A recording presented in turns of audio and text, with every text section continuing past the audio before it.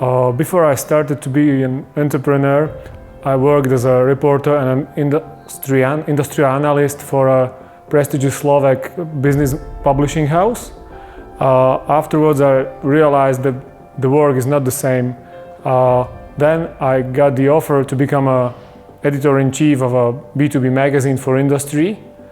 And while thinking about it, I got another offer to become the owner of this small publishing house, or a co-owner with my business partner, the former colleague. The motivation, the motivation to become an entrepreneur, there wasn't the exact point of decision to become an entrepreneur. I just wanted to do my work in the way I really want to do it. So probably the biggest motivation is the freedom to make my job the way I like it to do and to have it in my own hands.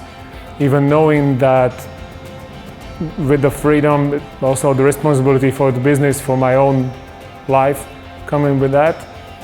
But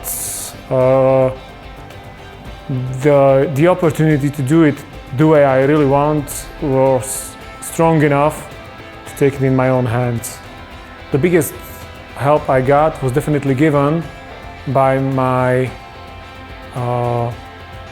partner, my co-owner in the publishing house, because he had a lot of experience before, and I must say, in the entrepreneurship, the experience and working in such a field is something which is completely beyond the price, and you only can appreciate having someone who has got this experience and can really help you and advise, because being an entrepreneur and co-owner of the company means doing tens or hundreds of important decisions, and the way you have to decide is the most important in each and every one. So having an experience is probably the most important thing you have to do.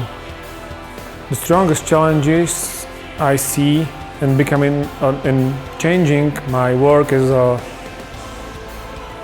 journalist, working for a media, and then becoming a publisher means the complexity of responsibility for the whole entrepreneurship of the company. So not only creating the account, either analysis or articles, but managing all the content, cooperating with the commercial department, and organizing all the stuff around making the media and the magazines as good as possible. That is probably also the question of a biggest trouble. The biggest trouble contains mostly the working with people, as we may have the requirements, we may have ambitions and the motivation, but the people are different. People have their position in the work, and then they have their attitude to their work. And what we have to do is to motivate them to take our vision, or better say, a mission,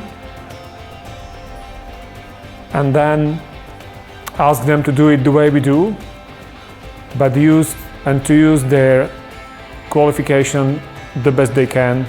That is not easy, I must say. I'm not sure if I'm experienced enough to give any advice to people starting their own businesses.